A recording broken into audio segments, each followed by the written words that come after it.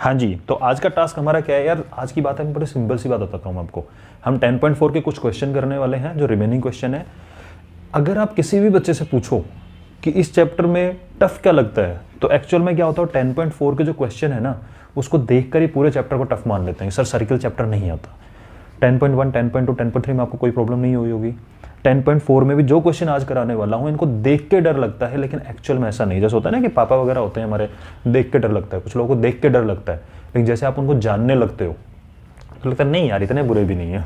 ठीक है, तो वैसा ही है, इन क्वेश्चन का मीनिंग समझ जाओगे, उसके बाद इतने बुरे भी नहीं लगेंगे आपको, बढ़िया क्वेश्चन लगेंगे। तो क्वेश्चन नंबर 1 और 4 में ऑलरेडी करा चुका हूँ प्रीवियस वीडियो लेक्चर में। आज हम करने वाले 2, 3, 5 और 6 सबसे खतरनाक क्वेश्चन जिनको आप मानते हो वो यही है इस चैप्टर के, जिसकी वजह से पूरा चैप्टर टफ लगता है बच्चों को।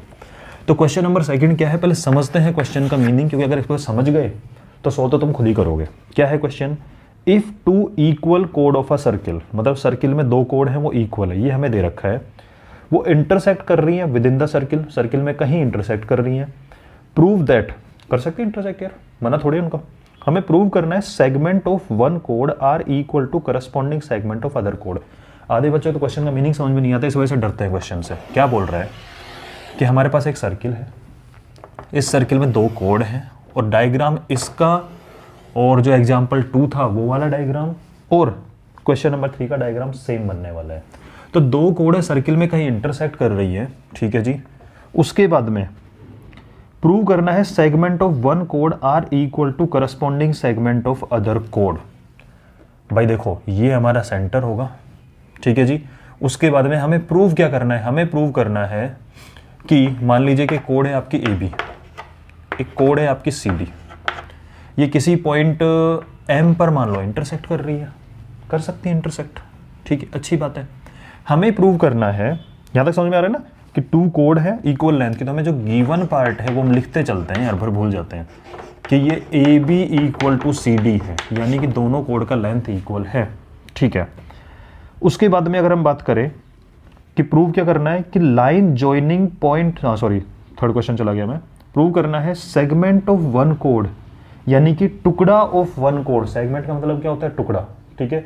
किसी एक कोड का जो टुकड़ा है दूसरी टुकड़े के इक्वल होगा, दूसरी कोड के करस्पॉन्डिंग इक्वल होंगे। मतलब इस कोड में अगर मैं AB कोड की बात करूं तो आपको क्या AB कोड में 2 टुकड़े नजर नहीं आ रहे ना, एक तो AM टुकड़ा हो गया, एक MB टुकड़ा हो गया, इसका सेगमेंट हो गया। ऐसे अगर मैं CD की बात करूं, CD में 2 पोर्शन हो गए, एक CM हो गया और एक MD हो गया। आपको पता करना है, प्रूव करना है कि करस्पॉन्डिंग सेगमेंट इक्वल है। यार इसमें करस्पॉन्डिंग सेगमेंट का मतलब क्या है, अब आप AM को इस MD के इक्वल तो करोगे नहीं, क्योंकि आपको खुद को दिख रहा होगा यार ये इसका इस वाली कोड का छोटा टुकड़ा, ऐसे इस वाली कोड का छोटा टुकड़ा, ये दोनों आपस में इक्वल होना चाहिए, करस्पॉन्डिंग का मीनिंग है। ऐसे इस वाली कोड का बड़ा और इस वाली कोड का बड़ा, तो हमें प्रूव ये करना है कि जो AM है वो इक्वल है CM के, एंड ये जो MD है वो इक्वल है MB के। क्वेश्चन का मीनिंग समझ में आया कि 2 कोड आपस में अगर इंटरसेक्ट कर रही है तो करस्पॉन्डिंग लेफ्ट वाले मान लो यार, लेफ्ट वाले टुकड़े राइट वाले टुकड़े आपस में इक्वल होंगे। क्या यहाँ तक समझ में आता है, ठीक है। अब प्रूव करने के लिए कंसेप्ट वही लगेगा भाई, सेंटर का रोल है। अब सेंटर से किसी भी कोड का अगर मैं परपेंडिकुलर डालूं किसी भी कोड पे, तो क्या उसका डिस्टेंस होता है, नहीं होता है, बिल्कुल होता है। सेंटर से किसी भी कोड के ऊपर परपेंडिकुलर डालना उसका डिस्टेंस ही होता है। अच्छा, एक बात तो ये हो गई। दूसरी बात, अगर कोड पे अगर आप सेंटर से अगर कोड के ऊपर आप परपेंडिकुलर डालते हो उसका बाइसेक्ट करता है, थ्योरम ऑलरेडी प्रूव कर चुके हैं, ये कंसेप्ट काम आएगा। तीसरी बात और क्या पढ़ा था हमने कि अगर कोड की लेंथ इक्वल होती है तो सेंटर से सेम डिस्टेंस पे होता है, और अगर 2 कोड सेंटर से सेम डिस्टेंस पे तो उनकी कोड लेंथ क्या होती है, इक्वल होती है। सारे कंसेप्ट हम पढ़ते हुए आ रहे हैं, ठीक है, वो सब काम आएंगे। तो मैंने सेंटर O से, हालांकि बीच में आपको लग नहीं रहा, लेकिन थोड़ा दूर बना रहा हूँ हल्का सा, जिससे दिखे कि हाँ भी थोड़ा बन रहा है। इसके ऊपर मैंने परपेंडिकुलर डाल दिया, ऐसे ही सेंटर से इसके ऊपर भी मैंने परपेंडिकुलर डाल दिया, ठीक है। ये मान लेते हैं P पॉइंट पे जा रहा है, ये मान लेते हैं Q पॉइंट पे जा रहा है। चलो जी, आपने डाल दिया। उसके बाद में इस इंटरसेक्टिंग पॉइंट को मैं इसके साथ में ज्वाइन भी कर रहा हूँ, सेम डायग्राम बन रहा है प्रीवियस एग्जाम्पल जैसा, एग्जाम्पल 2 था, ओके जी। अगर मैंने परपेंडिकुलर डाला, ध्यान से सुनना, तो मैं कर क्या रहा हूँ, मैं डाल रहा हूँ OP is perpendicular to CD। मैंने इस कोड के ऊपर परपेंडिकुलर डाल दिया। अगर मैंने इसके ऊपर परपेंडिकुलर डाल दिया तो आप मुझे खुद बताओ कि इससे क्या क्या रिजल्ट निकल के आ रहा है। सर जब परपेंडिकुलर डालते हैं कोड को 2 इक्वल पार्ट में डिवाइड करता है, क्योंकि परपेंडिकुलर नहीं होता एक्चुअली, परपेंडिकुलर बाइसेक्टर होता है। अभी तो समझाया था आपको कि जो परपेंडिकुलर डालता है कोड को 2 पार्ट में डिवाइड करता है। अच्छा, मतलब जो CP होगा वो PD के इक्वल होगा। बिल्कुल, इसने कोड को 2 इक्वल पार्ट में तोड़ दिया। इसका मतलब यहाँ से हमें पता लग गया जो CP होगा वो PD के इक्वल होगा। चलो जी, अच्छी बात है। दूसरी बात, आपने OQ डॉट डाला है, ये OQ डाला है परपेंडिकुलर किस पे, AB के ऊपर। जब आपने इस OQ परपेंडिकुलर को AB कोड के ऊपर डाला है तो ये परपेंडिकुलर इसको भी तो 2 टुकड़ों में तोड़ेगा, 2 पार्ट में तोड़ेगा, नहीं तोड़ेगा? बिल्कुल तोड़ेगा। तोड़ता है, हम जानते हैं कि परपेंडिकुलर जो होता है हमेशा परपेंडिकुलर बाइसेक्टर होता है वो कोड का। ठीक है, अच्छा, मतलब जो AQ पोर्शन बनेगा वो QB के इक्वल होगा। ठीक है जी, पहली बात, ये 2 चीज़ें आपको पता लग गई है। ठीक है, अब क्या किया जाए? आप खुद सोचो, आपको ये और ये इक्वल पता लग गया। ध्यान से सुनना इस चीज को, प्रोसेस समझा रहा हूँ, रटना नहीं है कुछ भी। यार मुझे यहाँ से यहाँ और यहाँ से यहाँ तो पता लग गया कि इक्वल है, लेकिन मुझे ये नहीं चाहिए। मुझे चाहिए कि यहाँ से यहाँ और यहाँ से यहाँ इक्वल हो। ओहो, मतलब इतना और इतना तो मुझे इन्फॉर्मेशन है कि ये पोर्शन इस पोर्शन के इक्वल है, लेकिन मुझे चाहिए ये पोर्शन इस पोर्शन के, सॉरी ये पोर्शन और ये पोर्शन इक्वल चाहिए। अच्छा जी, ये कैसे कर सकते हैं यार? कुछ तो करना पड़ेगा। ठीक है, ये वाला पोर्शन क्या इस पोर्शन के इक्वल है? क्योंकि जो भी अड़ंगा लगा रहा है वो ये लगा, क्योंकि हम यहाँ तक तो पहुँच ही गए, हमें ये चाहिए। बताओ, यहाँ तक तो पहुँच ही गए ना आप, लेकिन हमें इसकी नीड है यार। इसमें ये इसकी इंफॉर्मेशन कुछ मिल जाए तो काम बन जाए। ऐसे ही इसमें हम यहाँ तक तो पहुँच गए, लेकिन मुझे इसके यहाँ तक पहुँचना है, क्योंकि मुझे करस्पॉन्डिंग सेगमेंट में यहाँ तक जाना है, मतलब मुझे इसकी नीड है। अच्छा, मतलब पूरा फोकस हमारा आ गया MP और MQ पे। यार ये MP और MQ तो इन दोनों ट्राइंगल में हैं। अरे यार, कहीं दोनों ट्राइंगल कॉन्ग्रुएंट तो नहीं है? देखते हैं। इन दोनों ट्राइंगल में हमने झांक के देखना चालू किया, तो ये चीज़ आप नोट कर लो अच्छे से। ठीक है, अब हम इन दोनों ट्राइंगल की बात कर रहे हैं। इन दोनों ट्राइंगल में अगर मैं देखूं ध्यान से तो OM इक्वल टू OM है, बिल्कुल है। OP इक्वल टू OQ है। सोचो क्यों है? क्योंकि इक्वल कोड है तो डिस्टेंस भी तो सेम होगा सेंटर से, तो सेंटर से डिस्टेंस ही तो है OP और OQ। हाँ, और OM इक्वल टू OM क्यों है? कॉमन है। और यार ये 90 डिग्री, ये 90 डिग्री, तो जो एंगल P है वो एंगल Q के इक्वल है 90 डिग्री। काहे? क्योंकि हमने डाला है परपेंडिकुलर। अरे RHS तो नहीं लग गया यार, राइट एंगल, हाइपोटेन्यूस और साइड। यस, तो भाई RHS दोनों हो गए कॉन्ग्रुएंट, और जब दोनों कॉन्ग्रुएंट हो गए तो CPCT का यूज करके ये MP इक्वल हो गया MQ को। मैं डायरेक्ट लिख रहा हूँ भाई, ठीक है, ये चीज़ मैं डायरेक्ट लिख रहा हूँ। कॉन्ग्रुएंसी का रूल बता दिया, कॉन्ग्रुएंट हुए बाई CPCT, आपका रिलेशन निकला MP इक्वल टू MQ। क्या ये बात सबको समझ में आती है? ठीक है, पूरा स्टेप बाय स्टेप रटवा नहीं रहा हूँ आपको, कंसेप्ट समझा रहा हूँ क्या क्या काम की चीज़ें हैं। ठीक है, तो पहला काम ये था कि हमने परपेंडिकुलर डाला, उससे हमें पता लगा कि भाई ये टुकड़ा इस टुकड़े के इक्वल होगा क्योंकि बाइसेक्ट करता है, ये टुकड़ा इसके इक्वल होगा, बाइसेक्ट करता है। फिर हमें समझ में आया कि यार मुझे तो ये नहीं चाहिए, मुझे तो ये चाहिए, इसके लिए मुझे इसकी इन्फॉर्मेशन होना जरूरी है। ऐसे मुझे इसकी नहीं, मुझे इस पूरे की नीड है, उसके लिए इसकी इन्फॉर्मेशन होना जरूरी है। हमने देखा दोनों ट्राइंगल के अंदर ये कॉन्ग्रुएंट निकल के दोनों पार्ट आ गए इक्वल। ठीक है, चलो, अगर आपको इतना पता लग गया है तो अब आगे क्या कर सकते हैं? अच्छा जी, प्रूव क्या करना है? बोले हमें प्रूव करना है, क्या करना है? MD इक्वल टू MQ, ये हमें प्रूव करना है। ठीक है, और ऐसे हमें प्रूव करना है AM इक्वल टू CM। ये कैसे कर सकते हैं यार? सोचो, आपको इतनी इन्फॉर्मेशन आपको मिल जाने के बाद में आपका दिमाग कहाँ चलता है? आपके साथ ही सोच रहा हूँ मैं। ठीक है, कहाँ दिमाग चलेगा? अरे यार ये चीज़ निकल के आ गई अपनी, यहाँ से यहाँ तक हो गया, फिर इसके अंदर अगर मैं क्या करूँ? ठीक है, तो कुछ करेंगे, कुछ तो करेंगे। अब वो कुछ क्या होगा? ध्यान से सुनो, आपको गिवन क्या है भाई? हमें गिवन है AB इक्वल टू CD। ठीक है जी, बहुत अच्छी बात है, ये हमें गिवन था। उसके बाद में फिर हमें क्या पता लगा उसका यूज करके? बोले हमें पता लग गया कि अगर ये दोनों इक्वल हैं, ध्यान से सुनना इस बात को, अगर दोनों इक्वल हैं, दो चीज़ें इक्वल हैं, तो उन दोनों का हाफ भी इक्वल होगा कि नहीं होगा? अगर मैं आपको 2 चौक दे दूं सेम लेंथ के और दोनों को बीच में तोड़ दूं, अब क्या उनके जो आधे आधे टुकड़े होंगे क्या वो आपस में इक्वल होंगे? नहीं होंगे। 2 लाइन है 5 सेंटीमीटर 5 सेंटीमीटर, तो उनका आधा 2.5 और इसका आधा 2.5 इक्वल होगा कि नहीं होगा? बिल्कुल होगा। तो आप इसको 2 से डिवाइड करोगे, 2 से डिवाइड करोगे तो AB/2, क्या मैं पूरी इस AB के 2 टुकड़े करके इसको BQ लिख सकता हूँ? हाँ, AB का हाफ BQ है। सर होने को तो ये भी है, इसका भी यूज करेंगे, टेंशन मत लो, पहले इसका कर लें, ठीक है। तो AB का हाफ हो गया BQ और CD का हाफ हो गया ये PD, ठीक है भाई। पूरे CD का हाफ PD है कि नहीं है? बिल्कुल है, बाइसेक्ट किया था। सर ऐसा तो CQ भी CP भी है, उसको बाद में यूज करेंगे। करस्पॉन्डिंग पे ध्यान दो, मैं इस पूरे से इस पे जा रहा हूं तो इस पूरे से इस पे जाऊंगा ताकि करस्पॉन्डिंग तक पहुंचने की कोशिश करो, इन पे ध्यान देना है मुझे, ठीक है। तो ये इक्वल हो गया आपका PD के। अच्छा जी, चलो ये इक्वल निकला कुछ यार। ये दोनों इक्वल पता लग गए, क्यों? क्योंकि पूरे पूरे आपस में इक्वल थे, ये पता लग गए इक्वल हैं। अरे यार मान लो ये 5 सेंटीमीटर है, समझना, तो ये भी 5 पता लग गया। अरे यार अभी तो पता लगा था क्या कि ये वाला पोर्शन अगर 2 है तो ये सेम पोर्शन 2 होगा कि नहीं होगा? हाँ, अभी तो प्रूव किया हमने, दोनों पार्ट इक्वल है CP/CT से। अच्छा, तो फिर तो 5 + 2 7 हो गया ये, और ये भी 7 हो गया। क्या दोनों पार्ट इक्वल आए कि नहीं आए? बिल्कुल आए। तो आप क्या करोगे, इसके अंदर ऐड करोगे, जो इक्वेशन आपकी निकल के आई है, इसको मान लेते हैं, नाम दे देते हैं 1। इक्वेशन 1 को इसमें ऐड करो तो LHS में LHS, RHS में RHS ऐड होता है, वो तरीका आप जानते हो उस चीज़ को। या फिर ये मान लो सेम टुकड़े ऐड कर रहे हो यार, ठीक है, इसमें ये टुकड़ा ऐड कर दो, इसमें ये टुकड़ा ऐड कर दो, क्योंकि दोनों टुकड़े तो सेम है। आप दोनों साइड में सेम नंबर ऐड कर सकते हो, नहीं कर सकते हो इक्वेशन में? बिल्कुल कर सकते हैं। यानी कि जो मेरा BQ है इसमें मैं कोई चीज़ ऐड करूँ तो PD में भी वो सेम चीज़ ऐड कर सकता हूँ, बिल्कुल कर सकता हूँ। तो BQ के अंदर मैं ये ऐड कर रहा हूं MQ, तो मैं इधर भी MQ ही ऐड करूंगा, क्योंकि इक्वेशन में जो काम करना दोनों साइड सेम करो। लेकिन हमें एक चीज पता है क्या, कि जो MQ है वो MP के इक्वल है, तो इधर MQ ना लिख के मैं MP लिख सकता हूं। बात तो एक ही है, ठीक है भाई। मैं दोनों साइड में सेम चीज ऐड कर रहा हूं, वो सेम चीज MQ ऐड कर रहा हूं, तो MQ का मतलब तो MP भी है।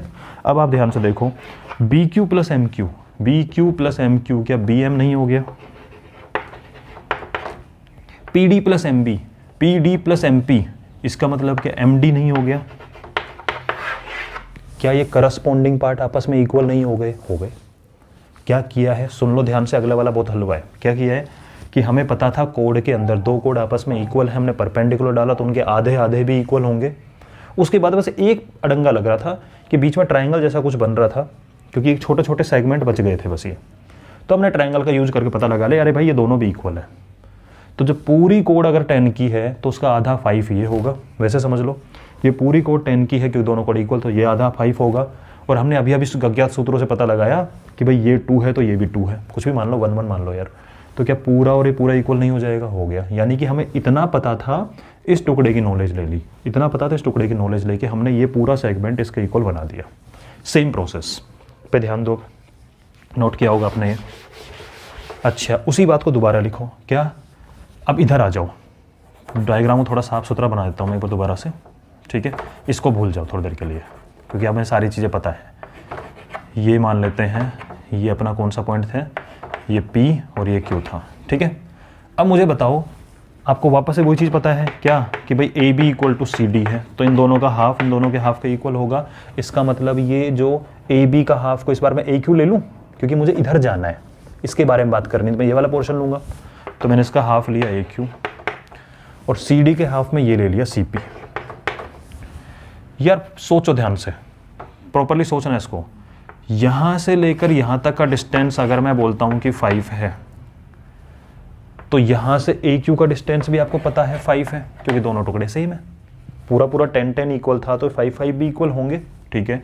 उसके बाद में अभी पता लगा भाई ये 2 है और ये भी 2 है। अरे पूरे 5 में से 2 चला गया तो क्या ओनली 3 नहीं बचा? ये पूरे 5 में 2 चला गया, ओनली 3 में, अरे ये टुकड़े भी इक्वल आ गए, 3 3। वही कंसेप्ट लगाने वाले, सेम चीज सब्ट्रैक्ट कर सकते हो इक्वेशन में, दोनों साइड आप सेम चीज सब्ट्रैक्ट कर सकते हो।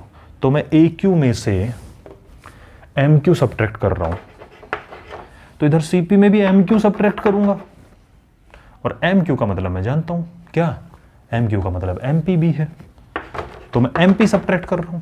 एक ही बात है, क्यों कर रहे हैं अभी आपको समझ में आ जाएगा। ए क्यू में से एम क्यू गया, इस पूरे में से टुकड़ा उड़ा दिया, तो क्या इतना सा नहीं बचा? सीपी में से एमपी गया, तो क्या ओनली सीएम नहीं बचा? प्रूफ। क्या किया गया है, एक लकड़ी है, दूसरी लकड़ी है, दोनों इक्वल लेंथ की है, ठीक है, ओके। फिर उन दोनों लकड़ियों को आधा आधा कर दिया, कर सकते हैं, ठीक है। तो दोनों लकड़ी अगर इक्वल है पूरी पूरी, तो उनका हाफ हाफ भी इक्वल होगा, समझते चलना, ठीक है। दो लाइन कोड थी, हमने लकड़ी मान ली उनको, दो लकड़ी इक्वल है, उनका आधा आधा इक्वल होगा। अब उन आधे आधे में पहला काम में क्या किया, एक सेम लेंथ का टुकड़ा ऐड किया गया, तो वो भी इक्वल होंगी, ठीक है, जिससे कि ये बना था। अगली बार उन आधे आधे टुकड़े में सेम लेंथ का टुकड़ा और तोड़ दिया गया है, अभी भी इक्वल होंगी, वही तो कर रहे हैं, ठीक है। तो इतना सिंपल क्वेश्चन है, आपको बस ध्यान रखना है कि प्रोसेस क्या हो रहा है। A B C D P Q R, इनमें उलझने की नीड नहीं है, बस आपको ध्यान रखना है कि दो लकड़ियां अगर इक्वल हों तो उनका आधा आधा भी इक्वल होता है, और उस आधे आधे के अंदर, वैसे समझ लो यार, अगर दो लकड़ियां इक्वल हों तो उनका हाफ हाफ ये टुकड़े भी इक्वल होते हैं, ठीक है। और जब ये इक्वल निकल गए, उसके बाद में अगर दोनों में सेम चीज़ ऐड कर दूं तो अभी भी इक्वल होंगी, या जो आधे आधे निकलने के बाद में सेम टुकड़े और तोड़ के हटा दूं तो अभी ये भी इक्वल होंगे। यही चल रहा है जब से, समझ गए? एक बार खुद के हाथ से समझ के देखना इस चीज़ को, आपको बहुत ईजिली समझ में आ जाएगा, ठीक है। नाउ करके जरूर देखना है रिवीजन इसका। थर्ड क्वेश्चन बोल रहा है कि टू इक्वल कोड है, बहुत अच्छी बात है, दो कोड इस बार इक्वल है, इंटरसेक्ट कर रही हैं सर्किल के अंदर, प्रूव करना है line joining point of intersection to centre make equal angle with the कोड। एग्जाम्पल नंबर 2 एक बार जरा रीड करना बुक के अंदर, अभी रीड करो, लाइव वाली फीलिंग लो। एग्जाम्पल 2 रीड करो। एग्जाम्पल 2 में ये था कि टू इंटरसेक्टिंग कोड थी, ठीक है, वो इक्वल एंगल बना रही थी डायमीटर के साथ में जो पास करके जा रहा था, तो बताना था कोड इक्वल है। मतलब वहाँ पे ये बोला गया था कि दो कोड्स जो हैं वो कहीं इंटरसेक्ट कर रही हैं। इस क्वेश्चन में भी ये बोला गया दो कोड कहीं इंटरसेक्ट कर रही हैं। वहाँ बोला गया था कि जो कोड इंटरसेक्ट करने पर जो उनके इंटरसेक्टिंग पॉइंट से पास करता है वो जो डायमीटर जाता है, यहाँ भी वही चीज़ बोली गई है। अब दोनों क्वेश्चन डिफरेंस क्या है, उल्टे हैं एक दूसरे के। उसमें बोला गया था कि अगर वो इक्वल एंगल बना रही हैं तो कोड की लेंथ इक्वल प्रूव करो। यहाँ उल्टा दे दिया कि कोड की लेंथ इक्वल है तो प्रूव करो कि एंगल इक्वल बना रही है, ठीक है। तो रिलेट करा करो क्वेश्चंस को, तो इससे क्या होता है, नंबर ऑफ क्वेश्चन कम हो जाते हैं आपके। थर्ड क्वेश्चन की अगर हम बात करें, दो कोड्स हैं, ठीक है, ये सेंटर मान लेते हैं, ये सेंटर से पास करता हुआ जा रहा है। हमें बोला गया है इस बार कि जो ए बी और सी डी है, ठीक है, तो ए बी इक्वल है सी डी के, सेंटर से पास करता हुआ जा रहा है तो डायमीटर होगा ना। पढ़ते हैं क्वेश्चन को कि इफ इक्वल कोड of circle intersect within the circle, prove करो line joining point of intersection to centre make equal angle. आपको इस एंगल को इस एंगल के इक्वल बताना है, कोई प्रॉब्लम नहीं है। हमने इस पे ऊपर परपेंडिकुलर डाला, हमने इस पे परपेंडिकुलर डाला, देखो प्रोसेस सब में सेम चल रहा है। मान लीजिए एम पॉइंट है, ये ओ है, ये पी है, ये क्यू है। हमें प्रूव क्या करना है, ये जो एंगल है इस एंगल के इक्वल, मतलब मुझे प्रूव करना है एंगल पी एम ओ, और जो प्रूव करना होता है डायग्राम में मेंशन नहीं करते, क्यू एम ओ, इनको इक्वल प्रूव करना है, ठीक है जी। जब इनको इक्वल प्रूव करना है तो सीधी सी बात है, मुझे इसकी नीड पड़ेगी दोनों ट्राइंगल की। दोनों ट्राइंगल अगर कॉन्ग्रुएंट कर दूं कैसे भी करके, दोनों एंगल सीपीसीटी से निकल जाएंगे इक्वल, ठीक है। क्या इन दोनों ट्राइंगल में आपको तीन चीज़ें पता है? देखते हैं, लेट्स फाइंड आउट। एक चीज़ पता है हमें, M O equal to M O, तो मैं चल रहा हूँ in triangle P M O and triangle Q M O. हम तीन चीज़ों की तलाश में निकल पड़े हैं। पहली चीज़ हमें दिखाई दी, क्या? बहुत easy, M O equal to M O, काहे? कॉमन है यार, इक्वल होगा। दूसरा, angle O P M equal to angle O Q M, यानी कि angle P equal to angle Q 90 degree. क्यों? क्योंकि हमने बनाया है खुद ने। यार दो चीज़ें तो दिख रही हैं, तीसरी चीज़ नज़र नहीं आ रही। तो खुद बताओ, यहाँ पे एक इन्फॉर्मेशन दी गई है कि कोड इक्वल है, वो सब्जी के साथ अचार की तरह खाने के लिए तो नहीं दी गई है, कुछ तो काम होगा। क्या काम आ सकती है यार? कोड इक्वल है, कोड इक्वल है, इस ट्रायंगल में क्या रोल हो सकता है? सोच रहा हूँ तुम्हारे साथ, मुझे पता है आंसर, ठीक है, मैं सोच रहा हूँ सर भूल गए। कोड इक्वल है क्या क्या लॉजिक है इन ट्रायंगल में, क्या लॉजिक है यार इस ट्रायंगल में, मुझे इसके बारे में पता है, इस एंगल के बारे में, ये एंगल तो प्रूव करना ही है, ये पोर्शन इसके इक्वल नहीं, OP equal to OQ, OP equal to OQ। अरे याद आया क्या कि जब कोड इक्वल होती है तो सेंटर से डिस्टेंस सेम होता है, इसका मतलब ये दोनों कोड अगर इक्वल है तो OP इक्वल टू OQ होगा। क्यों, लिख लेना, equal chords are at same distance from the centre. याद आ रहा है कि अगर सेंटर से सेम डिस्टेंस पे होती है कोड इक्वल होती है, और अगर कोड इक्वल है तो सेंटर से सेम डिस्टेंस पे होती है। ये OP एक्चुअल में सेंटर से सेम डिस्टेंस ही तो है। तीन चीज पता लगी, तो by RHS triangle PMO is congruent to triangle QMO। सही है, 90 डिग्री खाली मैदान फिर मुड़ गए, 90 डिग्री खाली मैदान मुड़ गए, और इसका यूज करके क्या इसका एंगल M और इसका एंगल सेम नहीं आ रहा, बिल्कुल आ रहा है। तो PMO का M कौन, PMO का M ये, और QMO का M कौन ये, तो इसका मतलब आपका हो गया by CPCT angle PMO, prime minister office नहीं, इक्वल एंगल QMO। कितना इजी था, ठीक है। तो इक्वल कोड का कंसेप्ट यूज करके हमने डिस्टेंस वाला लगाया, तीन चीजें ढूंढी, ट्रायंगल के अंदर कॉन्ग्रुएंट हो गया। समझ गए, इसको नोट कर लेना, समझ में आ रहा है नहीं आ रहा है बताना। और एक चीज़ और है यार, अगर एक बार में समझ में नहीं आता तो आप एक बार बताओ, क्लास के अंदर भी कभी कभी होता है ना कि एक बार में सुनने के बाद में अपना दिमाग कभी इधर उधर सोच रहा है, नहीं समझ में आता, दोबारा सुन लो यार, ठीक है। उसको ऐसे मत सोचो कि एक बार समझ नहीं आ रहा फिर कहीं इधर उधर ढूंढ रहे हो, अरे उसी चीज़ को दोबारा सुनोगे तो बहुत अच्छे समझ में आएगा, ठीक है।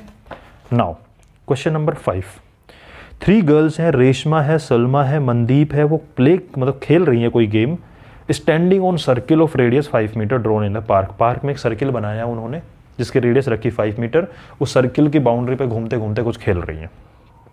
रेशमा ने बॉल फेंका, अच्छा बैठी हुई थी, ठीक, अच्छा खड़ी हुई है, ठीक है। रेशमा ने बॉल फेंका सलमा की तरफ, सलमा ने फेंका मनदीप की तरफ, मनदीप ने फेंका रेशमा की तरफ, ठीक है भाई, खेल रहे हैं बॉल फेंक फेंक के। देखो कितना इजी चल रही है प्रोसेस, इतना लंबा चौड़ा ऐसे डर जाते हैं क्वेश्चन देख के। If distance between Reshma and Salma and between Salma and Mandeep 6 metre each, what is the distance between Reshma and Mandeep. कितना इजी क्वेश्चन है।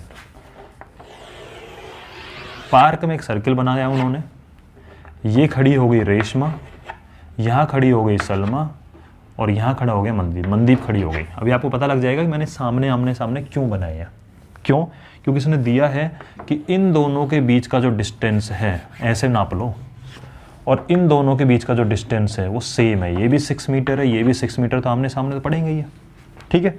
नाउ उसके बाद में इसने बोला कि इसकी रेडियस 5 है, तो हम याद रखेंगे कि रेडियस है 5 मीटर, काम आएगा अभी। हमसे पूछा इसने, क्या बोला इसने कि distance between Reshma and Salma, ठीक है, एंड सलमा एंड मनदीप इतना है। आपको रेशमा और मनदीप के बीच का डिस्टेंस निकालना है, आपको ये डिस्टेंस निकालना है। अब मुझे एक चीज़ बताओ, कुछ प्रॉपर्टी काम आएंगी। पहले तो ये बताओ कि जब ये दो साइड इक्वल हैं तो क्या ये आइसोस्केलेस ट्रायंगल बन गया, बिल्कुल बन गया, ठीक है। हमें नीड है RM की, इस पे काम करना है, RM निकालना है। क्या ये आइसोस्केलेस ट्रायंगल है, तो लिख सकते हो कि ट्रायंगल RSM इज आइसोस्केलेस। लिख लिया करो इन चीज़ों को छोटी छोटी, जिससे आप याद रहे। जब ये आइसोस्केलेस ट्रायंगल है तो अपना सिंपल सी बात है यार, अपन तो परपेंडिकुलर डाल रहे हैं जब से, तो मैंने अगर सामने वाली साइड पे परपेंडिकुलर डाला तो एक्चुअल में ये मीडियन भी हो गया, क्योंकि आइसोस्केलेस ट्रायंगल के अंदर जो परपेंडिकुलर डाला जाता है वो सामने वाली साइड को 2 इक्वल पार्ट में डिवाइड करता है। और चाहो तो आप इसको प्रूव भी कर सकते हो। कैसे, देखो इन दोनों ट्रायंगल में, अभी प्रूव करके बताते हैं यार, इन दोनों ट्रायंगल में ये 90 ये 90, ये 6 ये 6, और ये S मान लेते हैं, ये क्या नाम है, A मान लेते हैं, ठीक है। SA इक्वल टू S, दोनों कॉमन, तो कॉन्ग्रुएंट हो गए, कॉन्ग्रुएंट हो गए तो बाई CPCT से ये टुकड़ा इसके इक्वल आ जाएगा। रटना कुछ नहीं है, सब समझ लो, ठीक है। अच्छा जी, दूसरी चीज़ यार, ये कोड की तरह बिहेव करेगा RM, और हमें पता है कि अगर सर्किल का सेंटर यहाँ है और सेंटर से कोड पे अगर मैं 90 डाल दूं तो वो भी बाइसेक्ट करता है। अच्छा, मतलब सेंटर से कोड पे जो लाइन जाएगी परपेंडिकुलर, वो भी मिड पॉइंट को ज्वाइन करेगी, क्योंकि मिड पॉइंट ही तो है। मीडियन का मतलब क्या होता है, वर्टेक्स से सामने वाले की मिड पॉइंट को ज्वाइन करना। इसका मतलब यहाँ से जो लाइन आएगी वो भी मिड पॉइंट तक आएगी परपेंडिकुलर, और यहाँ से जो लाइन जाएगी परपेंडिकुलर वो भी मिड पॉइंट तक जाएगी, दोनों सेम जगह जाके मिलेंगी। और बहुत इंपॉर्टेंट बात, ये 90 होगा क्योंकि हमने परपेंडिकुलर बनाया है, ये 90 होगा क्योंकि हमने परपेंडिकुलर बनाया है, टोटल हो गया 180, दोनों हो गए लीनियर पेयर, इसका मतलब एक स्ट्रेट लाइन ही होगी। तो स्ट्रेट लाइन प्रूव करने का तरीका क्या होता है, बता दो, उसके ऊपर बनने वाला एंगल टोटल 180 डिग्री है, बन गया। इसका मतलब ये O से लेके S तक एक ही लाइन जा रही है, यहाँ भी 90 बनेगा, यहाँ भी 90, ये मिड पॉइंट को ज्वाइन करते हुए जाएगी। क्या ये बात सबको समझ में आती है? दोबारा सुन लो इस चीज़ को बेटा, कि आइसोस्केलेस ट्रायंगल में एल्टीट्यूड डाला, वो मीडियन भी होता है, मैंने आपको प्रूव करके बता दिया, दोनों कॉन्ग्रुएंट हैं, तो बाई CPCT ये पोर्शन इसका इक्वल है। अच्छा, यहाँ से जो लाइन आएगी मिड पॉइंट को ज्वाइन करेगी, 90 रहेगी। सेंटर से कोड के ऊपर अगर मैं 90 बनाना चाहूँ खुद से, तो वो भी मिड पॉइंट को ज्वाइन करता है, क्योंकि आपको पता है, आप चाहो तो प्रूव कर सकते हो, ज्वाइन करके ये भी कॉन्ग्रुएंट निकल के आएंगे। ठीक है जी। उसके बाद में पता लगा ये 90 है, टोटल 180 डिग्री, तो लीनियर पेयर की वजह से एक स्ट्रेट लाइन हो गई, तो आपको समझ में आ गया कंस्ट्रक्शन ऐसा बनेगा। ठीक है, अब मैं एक काम करता हूँ, इसको यहाँ ज्वाइन किया, इसको यहाँ ज्वाइन किया, मुझे निकालना है RM, और हमें पता है RM का मतलब है RA प्लस AM, और जितना RA है उतना ही AM है, क्योंकि ये बाइसेक्ट है, ये पोर्शन आपस में क्या है, इक्वल। मतलब मुझे एक पता लग जाए RA, तो मैं उसका डबल कर दूंगा तो पूरा RM पता लग जाएगा, या फिर मैं पता करूं AM, उसका डबल करूं तो मुझे पूरा मिल जाएगा। ठीक है, अच्छा जी, अरे ये 90 डिग्री और ये भी 90 डिग्री, मतलब हमें राइट एंगल ट्रायंगल की स्टडी करनी है। राइट एंगल ट्रायंगल में किसी साइड को पता लगाना है, तो पाइथागोरस से बेस्ट क्या होता है यार, पाइथागोरस तो लगा देंगे, लेकिन उसके लिए हमें चाहिए तीनों साइड, या दो तो पता लगे कम से कम। फिर हमने पता करा यार OR कितना है, बोला जी 5। कैसे? क्योंकि OR इसका रेडियस है, O से लेके, सेंटर से लेके किसी भी पॉइंट को ज्वाइन करते तो रेडियस बनता है। ओके चलो ठीक है, तो मैं क्या कर रहा हूँ, थोड़ा सा भीड़ कम कर रहा हूँ, इस A पॉइंट को यहाँ से हटा के यहाँ लिख देता हूँ। अब मुझे बताइए, इस राइट एंगल ट्रायंगल में आपको एक ही चीज़ पता है 6, इस राइट एंगल ट्रायंगल में आपको एक ही चीज़ पता है 5, तो अभी भी दो साइड के बारे में नॉलेज चाहिए। ठीक है, पहले मुझे बता दो OS कितना है। सर OS पूरा है 5, क्योंकि ये भी एक रेडियस ही तो है सारा। अगर ये पूरा 5 है, इसमें से अगर मैंने इसको x मान लिया, पूरा 5 है, 5 में से अगर ये 1 है तो ये 5 माइनस 1 4 बचेगा। अगर ये 2 है तो 5 माइनस 2, अगर ये x है तो ये 5 माइनस x होगा कि नहीं होगा। चलो, मतलब मैंने क्या किया, इसको x मान लिया तो ये 5 माइनस x निकल के आ गया मेरा। ठीक है जी, इसको y मान लेते हैं, मानना तो पड़ेगा कुछ ना कुछ। नाउ मैं इस ट्रायंगल को ले रहा हूँ, कौन सा ट्रायंगल, ट्रायंगल RAS। इस RAS ट्रायंगल में 90 के सामने दिस इज हाइपोटेन्यूस, तो दिस इज बेस है, परपेंडिकुलर कुछ ही मान लो इसको, तो आप लिख सकते हो x² plus y² equal to 6 का स्क्वायर। ठीक है, 6 का स्क्वायर 36, यहाँ से लिख सकते हो। इक्वेशन चलो यही बन गई, देखेंगे इसका क्या करना है आगे। अब इस राइट एंगल ट्रायंगल में आओ, कौन सा, RAO। बस पाइथागोरस लगानी है, समझने का कंसेप्ट इतना था कि ये लाइन पास करते हुए जाएगी, आपको मानना है। अब तो कुछ नहीं, बस पाइथागोरस लगानी है और दो इक्वेशन बनेगी, दोनों इक्वेशन को सॉल्व करना है, सिंपल। RAO में अगर मैं बात करूं तो ये हो गया y² प्लस इसका स्क्वायर, और ये क्या है 5 माइनस x का स्क्वायर इक्वल टू 5 का स्क्वायर 25। अब देखो, अगर मैं y² की वैल्यू यहाँ से उठा के इसमें डाल दूँ, सही है काम, तो यहाँ से मैंने y² निकालने की कोशिश की, तो y² निकला 36, और प्लस का x² उधर जाके हो गया माइनस का x²। ठीक है, इसको उठा के इसमें रख दो, तो यहाँ y² की जगह रखूँगा ये, तो this is 36 minus x² plus, इसको ओपन कर दो, a minus B whole square से, तो 5 का square is 25 plus x² minus 10x equal to 25। ध्यान से देखो, ये 25 उधर जाके माइनस का होगा तो कटेगा, काट दो पहले, इधर 0 बच गया, डिवाइड नहीं हुआ है, सब्ट्रैक्ट हुआ है जाके, 25 minus 25, minus x² plus x² cut गए एक दूसरे से, तो ये बच गया 10x, 10x उधर ले जाऊँगा तो प्लस का हो जाएगा, तो 10x हो गया प्लस का, और इधर 36 प्लस का रहेगा, यहाँ से x की वैल्यू हो गई 3.6। अगर आपको डेसिमल में खेलना अच्छा लगता है तो कर लो फिर उसमें, लेकिन आपको डिवीजन मेथड यूज़ करना पड़ेगा स्क्वायर रूट निकालने के लिए। ठीक है, तो मुझे पसंद नहीं आ रहा। ठीक है, तो मैंने लिखा 3.6 को 3.6/10 डेसिमल हटा के, और ये हो गया 2 5 जा 218, तो यहाँ से मेरी x की वैल्यू निकल गई 18/5, याद रखना इसको। ठीक है, जैसे ही मेरी x की वैल्यू निकली 18, ये ईजी पड़ेगा। क्यों लिया है, आप डेसिमल में करके कर सकते हो, लेकिन वहाँ पे जाके फिर आपको स्क्वायर रूट निकालना पड़ेगा, डेसिमल में डिवीजन मेथड लगाना पड़ेगा, और वो मुझे लगता है मोस्टली बच्चों को नहीं आता है। ठीक है, तो ये ज़्यादा ईजी पड़ेगा। तो x की वैल्यू 18/5 मुझे चाहिए y, क्यों? क्योंकि जैसे ही मुझे y पता लगेगा उसका डबल करूंगा तभी तो निकलेगा मेरा डिस्टेंस इनके बीच का। तो मेरा टारगेट हो गया y, और y क्या है, यहाँ से निकलेगा। तो y square equal to 36 minus x का स्क्वायर, x है 18/5, इसका स्क्वायर करूंगा तो न्यूमरेटर डिनोमिनेटर दोनों का स्क्वायर होगा। तो 18 का स्क्वायर इज 324 और नीचे 5 का स्क्वायर इज 25। एलसीएम लेके सोल्व कर लो। 25 करो 25 6 150, 15 25 से 75 और 90 हो गया। 900 माइनस 324 वाई स्क्वायर की वैल्यू, और यहाँ से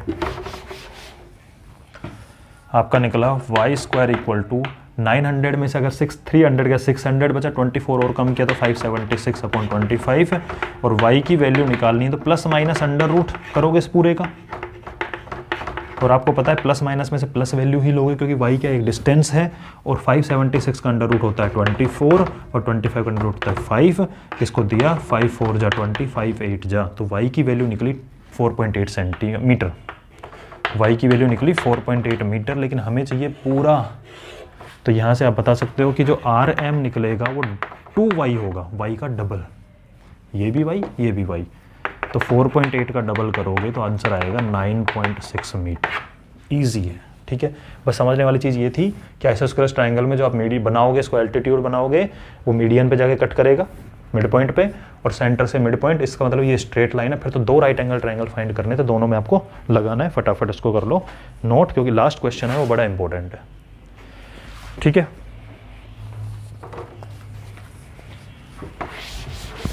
कोई डेसिमल में लेके करना चाहे तो कर सकता है, वेलकम है, कोई प्रॉब्लम नहीं है, सेम आंसर आएगा, ठीक है। नाउ लास्ट क्वेश्चन बड़ा शानदार है। एक सर्कुलर पार्क है जिसके रेडियस है 20 मीटर, वो एक कॉलोनी के अंदर बना हुआ है। 3 बॉयज़ है, अंकुर है, सैयद है, डेविड है, वो सिटिंग है कहाँ पे, इक्वल डिस्टेंस बैठे बाउंड्री के ऊपर।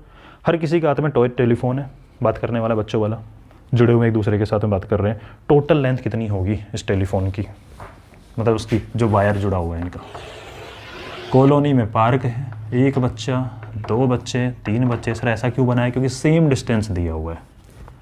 तो इसके हाथ में टेलीफोन है, इससे बात करेगा तो वायर ऐसे आ रहा होगा, ये इससे बात करेगा वायर ऐसे आ रहा होगा, इससे बात करेगा वायर ऐसे आ रहा होगा। ये अंकुर हो गया, ठीक है, नाम भूल गया यार, मैं एक बार देख लेता हूँ। अंकुर है, सैयद है, डेविड है। सैयद दोनों से बात कर सकता है, बिल्कुल।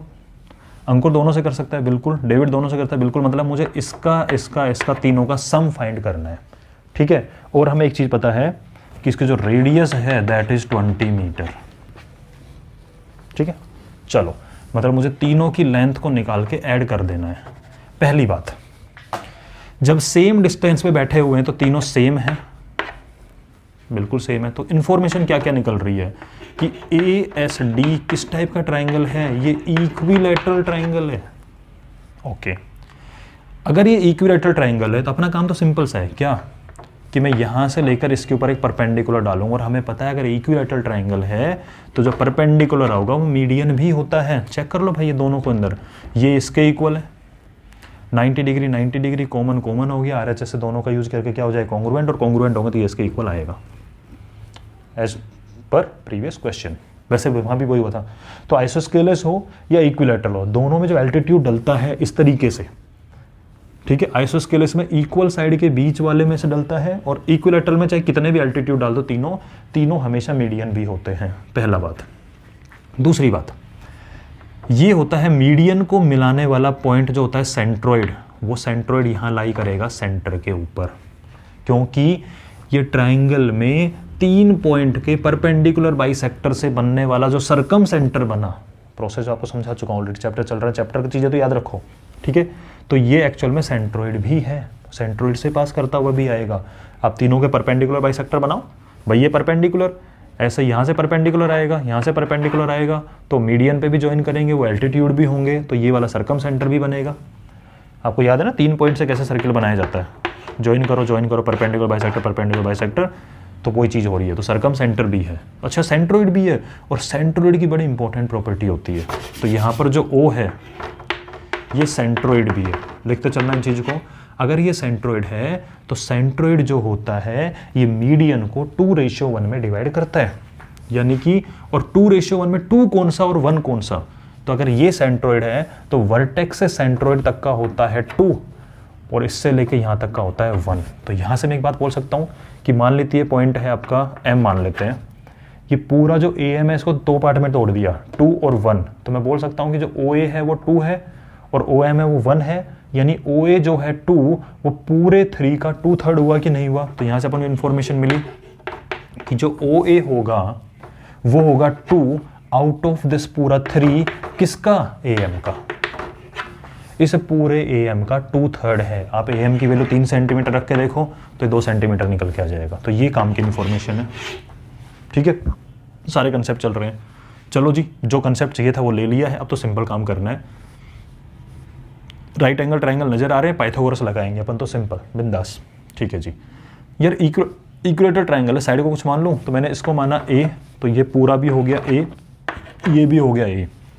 ये हाफ होगा कि नहीं होगा, बिल्कुल होगा। तो ये हो गया A/2 और ये भी हो गया A/2। तो इन दोनों राइट एंगल ट्रायंगल में से कोई सा पकड़ लो और पाइथागोरस लगा दो।